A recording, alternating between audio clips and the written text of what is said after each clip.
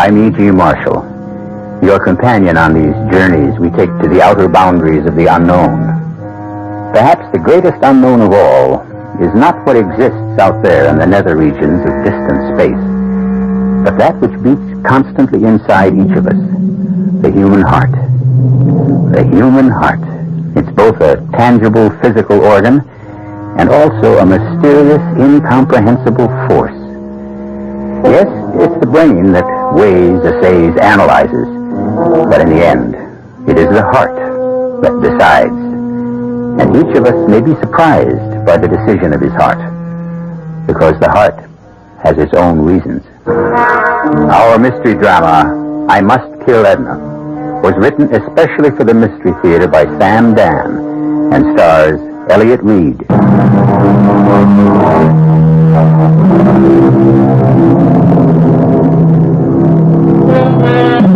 We are commanded by laws, both human and divine, to tell the truth. But what is truth? If sages, philosophers, and saints have disagreed, what hope is there for us ordinary, modest folk? The ancient Romans actually exempted certain areas of human behavior from the truth. For instance, you didn't have to tell the truth about love. And the famous saying of the times was, the gods laugh at the lies of lovers. And talking about love, we now arrive at that delicate balance of falsehood and truth, from which is drawn all of love's nourishment and sustenance, and to a consideration of Chester Masefield, a lover par excellence. When Chester said to Edna Morrissey, "I love you, darling," he was telling the truth, as he saw it, and felt it, and wished it on that particular day. But let the story tell itself. You must listen to me, Edna. Darling. Yes, darling, my darling Edna. Chester. No, don't tell me to stop. Be sensible. Why? Why should I be sensible? Because... Why should I be sensible? Why be prejudiced against me? Who else in this mad world is sensible? Chester, please be serious. My darling Edna. You live in a universe filled with fools and madmen. Oh, Chester. No, you must permit me my say. But a marriage between you and me, it's impossible. Why? We've been through it. Why? I'm older. This match was arranged in heaven. I need an older woman. You need a younger man. I don't need a man who will... How do you know? You never had one. I had to say that, Edna. Why? It isn't true. I've been married. To whom? To a dried-up, decrepit, doddering old... He was a soul of goodness. The spirit of generosity. I'll give him all that. But he wasn't much good for a woman. Certain things are more important than the fleeting physical attraction. Darling Edna, you can say what you like, and you can like what you say, but it's a life. We human beings were made for one thing and one thing only, and that's love. Oh. Everything else merely fills the rest of the time. Oh, Chester, can't you ever be serious? I'm always serious. I'm tending to the serious business of life, which is love. You're the frivolous one, frittering away your time with all sorts of ridiculous projects. Oh. I believe you call them good works. Surely even you must be aware that there are people who are starving. Ah, but I'm wise to you, darling. I know why you engage in these frenetic philanthropies. You're only trying to whitewash your father. My father was kind and good. To you alone in all the world, but he sweated and swindled and stole his fortune from the poor, from the helpless, from the ignorant. That's a vicious... Careful, don't say lie. But that was a long time ago, and nobody cares. No one remembers. You don't have to give it back. Oh, Chester, what am I going to do with you? Marry me. But it simply doesn't make sense. Darling, please stop objecting so much. Come here. Oh, Chester. You see, my darling, nothing, but nothing could ever be more important than this. Do you agree? I'm not sure. Let's try it again.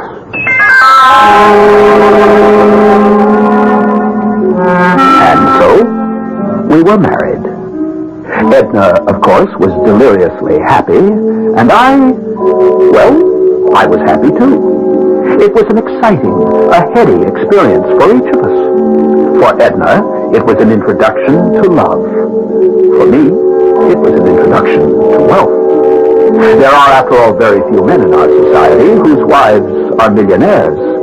And I had joined this extremely select group. And I tell you, there's nothing like it. However, there was the matter of some of her charities. But if we could have everything we want here on earth, there'd be no point in going to heaven after we die, would there? And this, my darling, is our newest building here on Animal Farm. I see. It's a serpentarium. A what? A serpentarium. A house of snakes. How fascinating. Yes. Poor, maligned, and misunderstood creatures. Come. Would you like to see them? Well, Oh, they're all secure behind glass.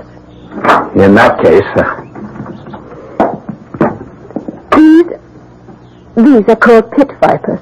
That's because they have that indentation between the eye and the nose. fascinating. These are all rattlesnakes and copperheads. Charming creatures.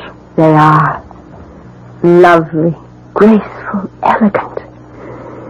And yet mankind will soon exterminate them completely. Now, darling, is that bad? Oh, my dear, you're such a barbarian. I love them. They're beautiful, cool, and pleasant to the touch. My dear, you don't touch them. I've been told that they won't harm you Yes? if there is neither hate nor fear in your heart. Is it all right if I never touch them? Oh, just to die. I know you're laughing at me. I'm doing no such thing. I believe everything you're telling me. You lie so beautifully. You think I'm a nut. And all these activities of mine... Oh, I approve of them completely. They bore you stiff. No. As a matter of fact... I didn't marry you in the hope of changing you. Why don't you drive to town today? Have lunch at your club. Do something you like. And you'll come back refreshed. Are you sure you can spare me? No. But I'll get through the day. Somehow.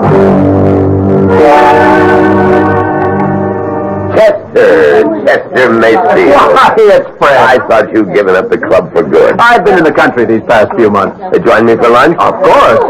I understand congratulations are in order. Thank you. Here, she's a lovely woman. Thank you again.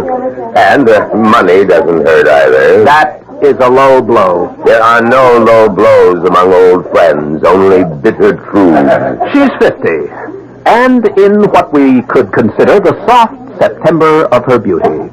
I'm 40, and I've decided to retire. From what? From love. From love? Precisely. Well, how does one retire Ever from since love? I found out that we were boys and they were girls, love has been my occupation, my preoccupation, my profession. Other men would say, I'm a doctor, I'm a lawyer, a banker, but I would say, I'm a lover. Well, I suppose you were at that. Now I realize that love simply does not exist. It's a snare, a delusion, a swindle. This from you, Chester the lover? The oasis of love is merely a mirage. I will no longer pursue it. But it was always a lie, a lovely lie. Well, since love doesn't exist, I've decided to settle for happiness. You sound as if the two are mutually exclusive. Perhaps they are. Mr. Caswell? Oh, my goodness, I had forgotten all about you. The doorman said you'd be in the dining room, and I said, well, I don't know if I should really interrupt Mr. Caswell when he's discussing important business. Have you had your lunch? Well, An aspiring young actor should never turn down a meal. Even if you had lunch, eat again. You may be out of luck tomorrow. Oh, really, Mr. Caswell? You're so kind. Yes, I know. Chester, this is Sue Ellen Quackenbush. Mr. Macefield, Sue Ellen. Hello, Sue Ellen. Are you a theatrical producer, too, Mr. Mason? No, he can't do you any good at all. Turn it off, Sue Ellen. Oh, isn't he terrible, Mr. Mason? Her father saved my life before she was born. a couple of wars ago. Now this one wants to be an actress, so he sends her to see me. For old time's sake, can I do something? Well, he did save your life. Still, it's too much to ask in return. But you are a famous producer, Fred. Oh, what am I going to do with you, Sue Ellen? She's a lovely child, but she can't act for being. I'm not a child. I'm 23. Let's order lunch. Now, what would you like, Sue Ellen? Well, what is this? Beef bourguignon. Did I pronounce that right? I took a year of French in high school. She looked up from the menu as she spoke, and her eyes met mine. And the very words I had spoken but a few moments before exploded in my brain. That sudden, stabbing shock of recognition when the heart is fatally, but oh so sweetly wounded by a woman's glance. Is this how it happens? Have I been stabbed finally and at length and for the first time in my life by a provincial schoolgirl struggling with French words on a menu? And le soup onion avec croissant and fromage and the calf au lait.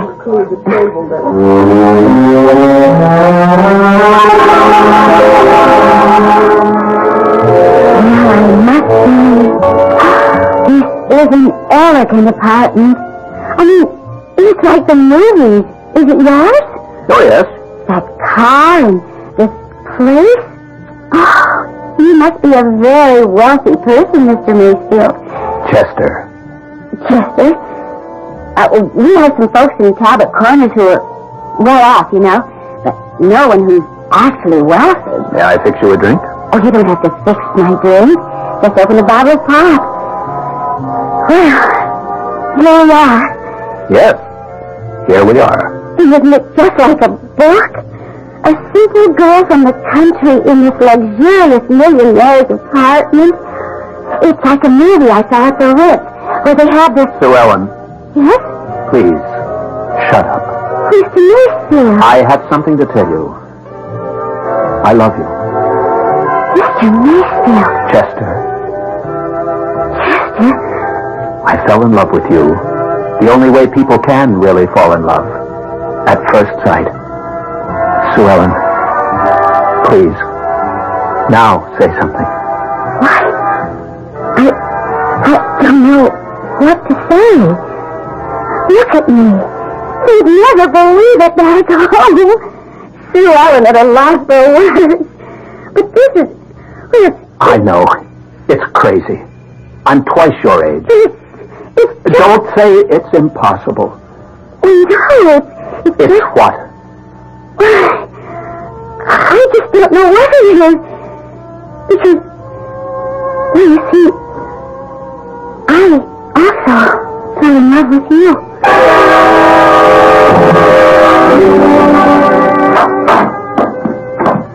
Hello, darling. Am I late for dinner? No, dear. As master of this house, dinner must wait your pleasure. I'm starved. Say, did I see Hallowell's car on the road? Yes, I'm sure you did. What was he doing here? I wanted to sign over some property to you. Oh, now, darling. Oh, not very much, just some income.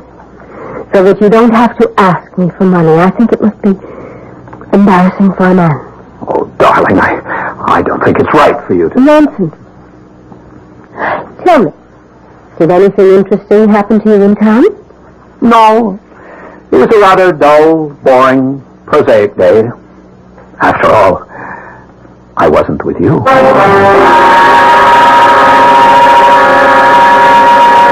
True, this may sound like the worst kind of male chauvinism, but could a man ask for a better deal?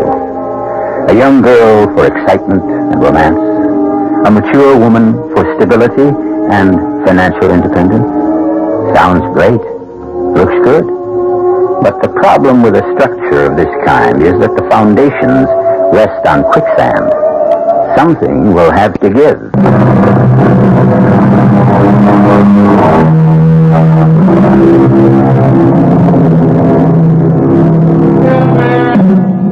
For some people, life is a quest, a pursuit of a goal.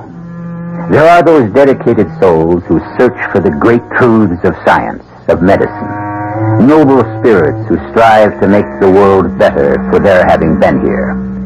For years, Chester Masefield has also been a seeker. But his aim has been far more modest.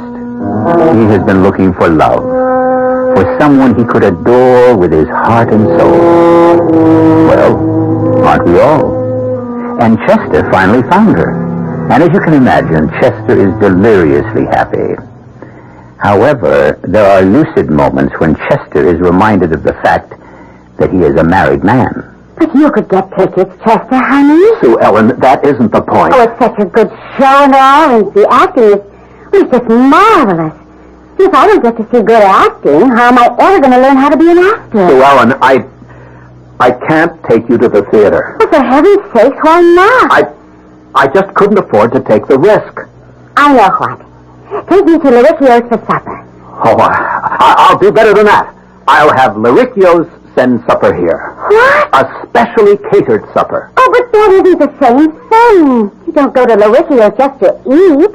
You go there to be seen and talked about and photographed by the media. And that's exactly why I can't take you. But I have to be seen.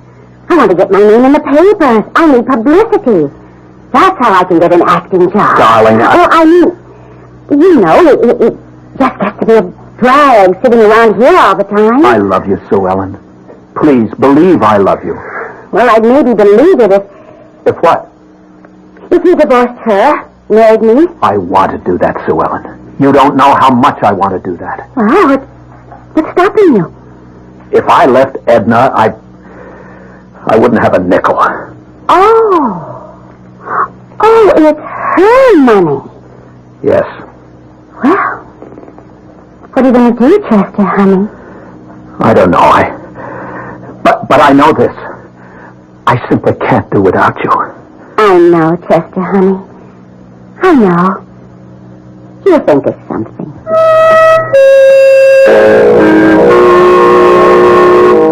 Morning, Mr. Masefield. Oh, good morning, Arnold. Have you seen Mrs. Masefield? Yes, sir. She's over at, Snake House. Yes, thank you. Yes, sir.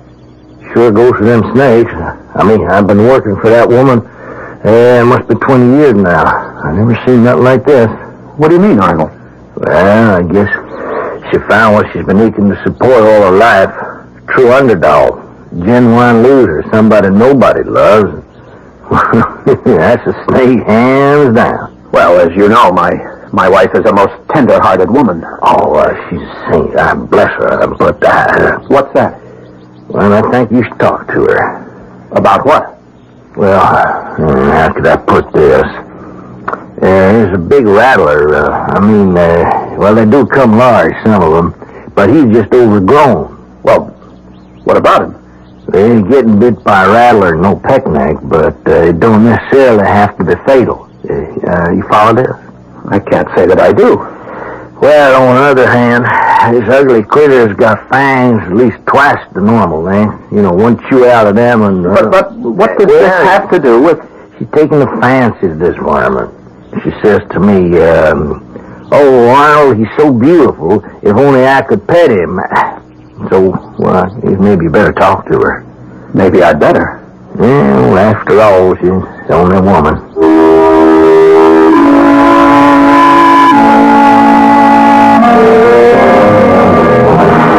Edna, darling. Chester. Oh, I didn't hear you come in. What are you doing here? Arnold tells me you spend almost all your time in this place. I simply can't take my eyes away from Nijinsky. Nijinsky? I named him Nijinsky after that famous, I should say immortal dancer. I know. The one who ain't mad. Yes. It's my name for him because his movements are like a ballet. Would you agree? Oh, yes. I've made Nijinsky the star of the Serpentarium. He has this huge cage, all to himself. I notice you're dressed for town. Are you going to the city today? Yes, dear. Oh, that'll be the third time this week. Well, Oh, no, I'm sorry. I shouldn't have said that. It sounded as if I were counting. some people at the club want my advice on a venture. I have the right to tell you to stay at my side all day. You should have a rich, productive life of your own. Oh, darling, I owe these men a favor. No, you just go ahead. Is it a promising venture? Oh, well, it could be. If you need any money, let me know. Oh, darling, you shouldn't be so good to me. Why not? I love you.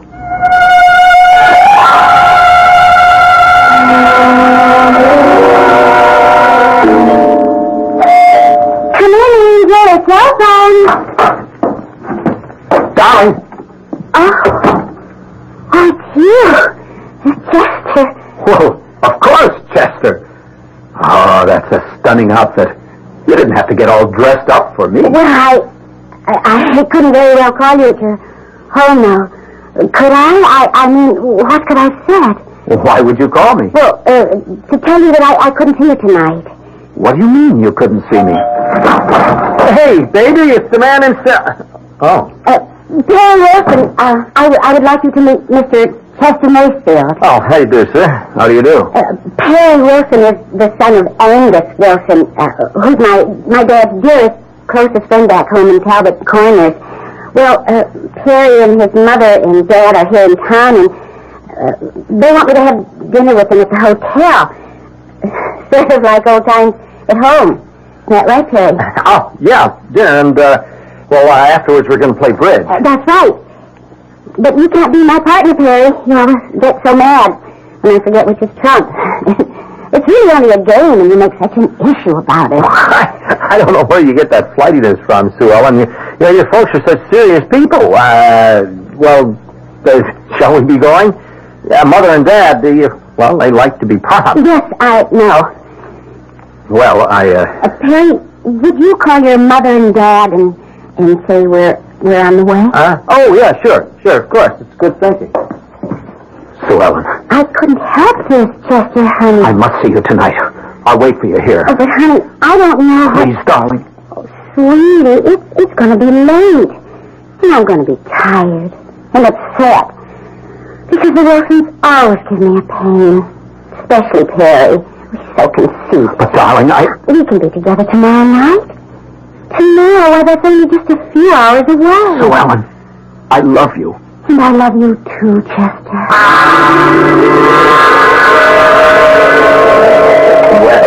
Well, if it isn't Dante, then how's Beatrice? Cut it out. Mind if I sit here? You're a member of the club. What are you doing dining alone? What's that smirk on your face? Oh, I don't know. These May and December romances always inspire smirks, leers, winks. What are you talking about? Miss Sue Ellen Quackenbush. I understand you see quite a bit of her. I'm interested in her career. A fatherly interest, no doubt. She's a talented young lady. Yes, and her talent seems to be in getting men interested in furthering her career. Chester, you're talking to me. See here, Fred, I resent... Now drop it. I thought we were friends. But if you want to fill the time with trivia, let's talk about the weather. Fred, Chester, I remember what it's like to be 40. The age of anxiety. But it passes. I don't know what I'm going to do about her. She's a tough little cookie. Now, see here. Okay, let's talk trivia. Chester, people are beginning to talk. I'm not interested in other people's hypocritical notions of morality. I don't care if they disapprove. Oh, they won't disapprove. What they will do is worse. They'll laugh. You're starting to become a ludicrous figure. I know. Now, you can't afford that, not you, Chester. Thanks, Fred. Thanks. That's what friends are for, no?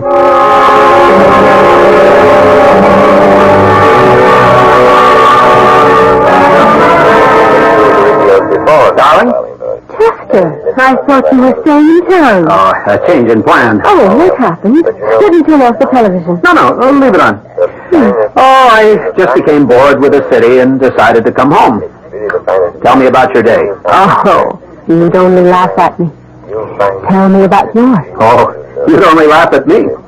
Well, I spent the day being hypnotized. Oh? By whom? By Nijinsky. I can just watch him for hours. I see. Have you been here before? What are you watching now? Oh, I don't know. The television was on just while I was reading. I think it's one of those celebrity programs. Oh, it's at Laricchio's restaurant. Have you ever been there? It's an old camping ground of mine. Everybody, welcome to Laricchio's, where you meet the stars of yesterday, today, and even tomorrow. If you like. And let's see who's here tonight. Oh, who is this breathtaking little blonde beauty? Wait. Isn't In New York, pursuing a career in the theater, from Talbot Corners, Iowa, Miss Sue Ellen Quackenbush. Hi. Oh, I'm so thrilled. I feel so humbled to be right here in the middle of all these talented people. Have you made many friends here in New York? Well, yes, I've made so many friends. What is it? Are you and Perry Wilson an item? Chester, you're in. Perry and I an item?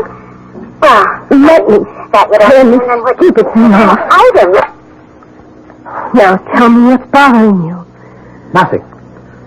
No, dear, I'm afraid something's very much the matter. Just sit down. I'll get you some water. I'll kill her.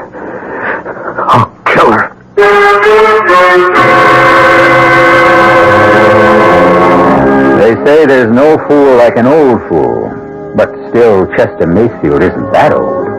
So how could he be that foolish? The answer probably lies in the fact that a fool in love is ageless, and therefore hopeless.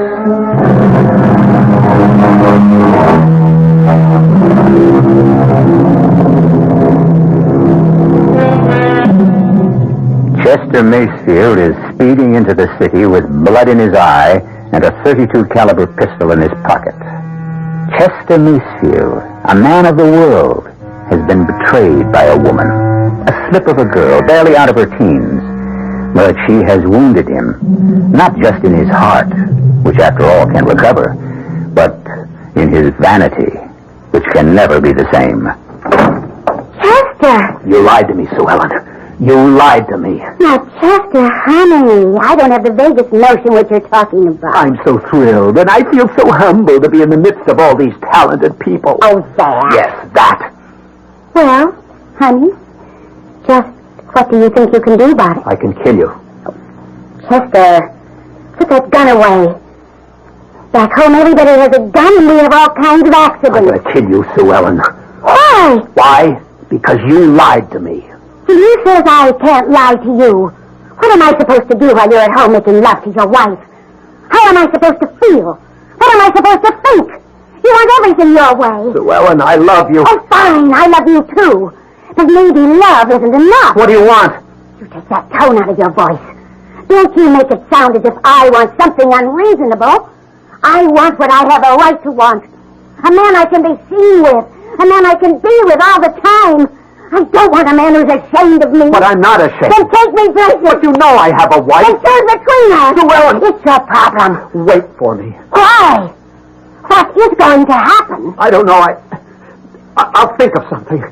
Please. Well, all right. All right. But I don't want to wait forever. I had the gun in my pocket. I'd rushed out of my house filled with an insane rage to kill. But the moment I saw her, heard her voice, touched her hand, I knew I couldn't. I knew I couldn't kill her. And yet, if I wanted Sue Ellen, I would have to kill Edna. Because, and it sounds so mercenary and mundane, but without Edna's money, I knew that I could never have Sue Ellen. But kill? How do you kill? Murder. Ending the life of another human being. Forever. I couldn't murder Edna. I couldn't. I wouldn't. And yet, as long as Edna lived, I would be forced to do without Sue Ellen. And for me, that would be worse than death. Edna? Oh, good morning, darling. I suppose it's true. What's true? What Arnold tells me. that you spend so much of your time here in the Serpentarium? Oh, I'm just fascinated by Nijinsky. I think we're beginning to communicate. You are? I think what he's trying to tell me is, please don't be afraid I mean you no harm. Let us be friends. He says that? Well, no, he doesn't say that in so many words. It's the thought that he's trying to communicate. I see. And he is succeeding. Is he? How can you tell? Because each day I become less and less afraid. Oh? And one day, I just know, I'll walk in here and Nijinsky and I will look at each other and smile. And all the fear will be gone from my heart. And I'll be able to say to Nijinsky, come, old friend, why don't we go walking together? You mean you'll actually let him out of his cage? His prison. Why not? He is being shut up there because of the evil that's in my heart, not in his. Well... It'll be the greatest challenge of my life, the test of how I really feel. And I hope to be ready for it. Do you? When? Why do you ask? Well, so that I will be able to lock you up in your room until the foolishness passes. I don't really know when. It could happen to me tomorrow, or next week, or next month, next year, or never. Oh, I shouldn't have said a word to you about it. Darling, I'm your husband, and I love you. And I love you. But two people can never completely become one. There's always a tiny secret place in the heart that... Well, that's my tiny secret place.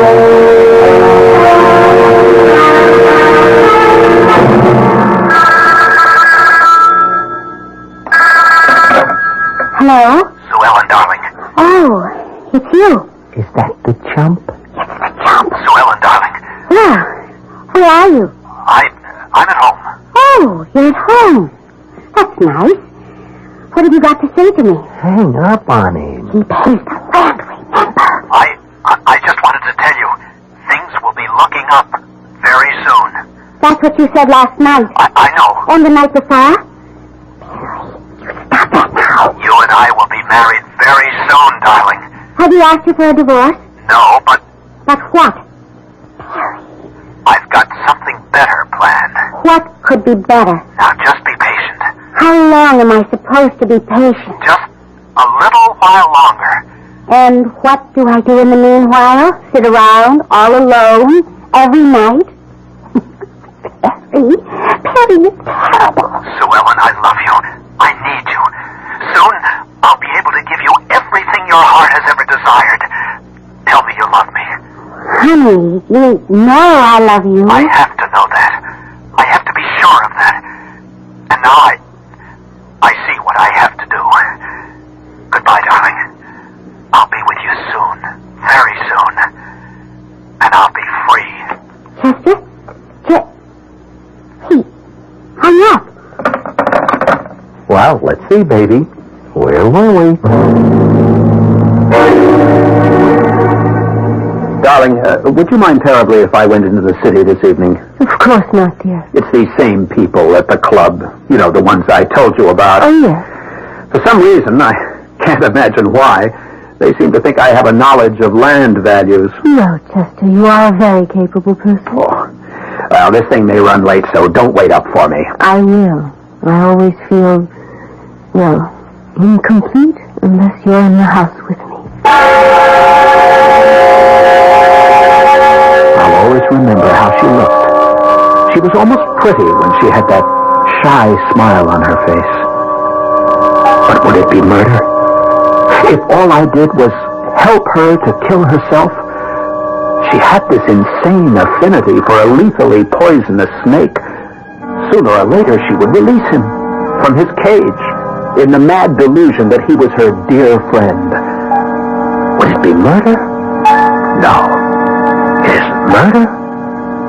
Look at him. This enormous monster coiled in his cage, sleeping.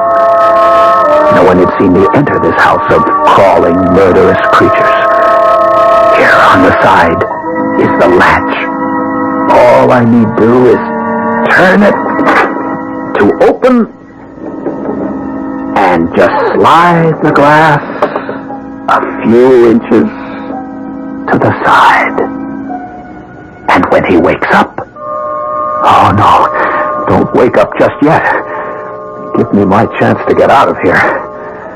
That's it. Sleep soundly. And when morning comes, you'll notice the opening, and you'll slither out. And when she walks in here, you'll greet her the way a poisonous snake usually greets people. Good night, Nijinsky.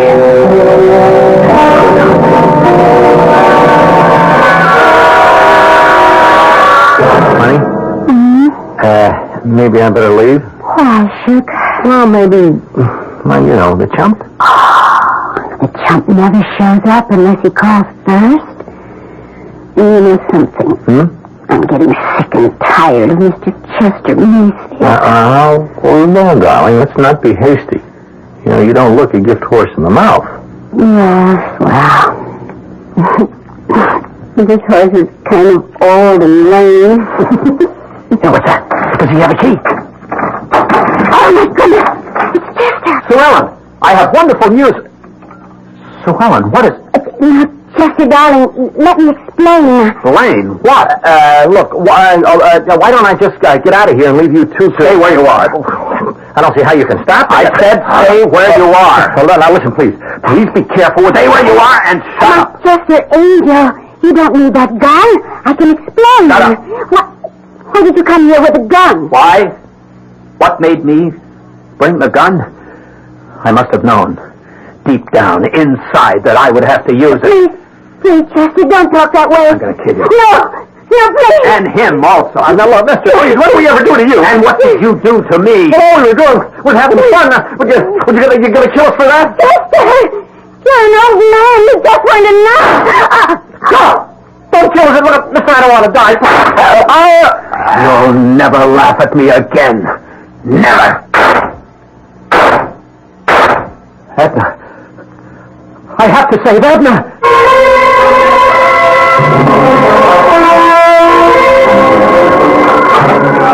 Maybe he's still asleep. Maybe he's still in his cage. I'll just slide the glass closed again and lock the... He's out. I'll have to kill him. No! Empty! Keep away from me. Keep away. I can't move. Why can't I move? Keep away. No!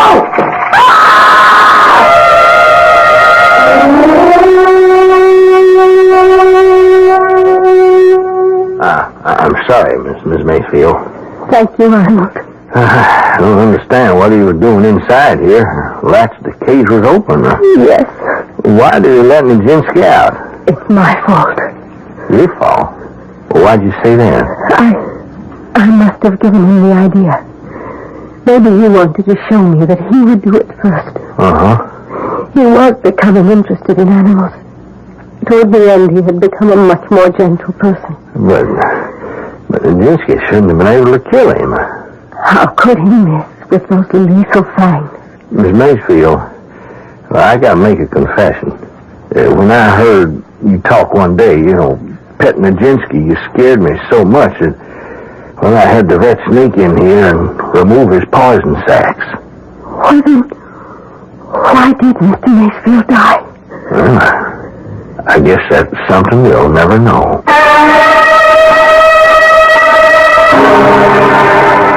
But we know Chester Macefield died because, in so many cases, fear itself is more than enough, especially when it's aided by a guilty conscience. As William F. Cody, better known as Buffalo Bill, used to say, if a man is scared enough of a gun, you can kill him with a blank cartridge. Cast included Elliott Reed, Joan Loring, Leon Janney, E.V. Juster, and Earl Hammond. The entire production was under the direction of Hyman Brown. Radio Mystery Theater was sponsored in part by Buick Motor Division. This is E.G. Marshall inviting you to return to our Mystery Theater for another adventure in the macabre. Until next time, pleasant dreams.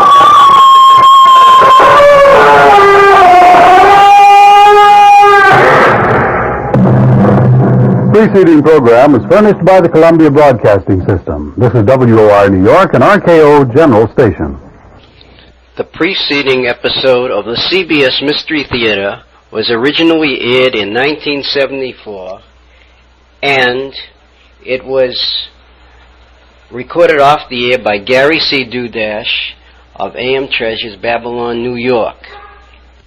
In turn, I have taken the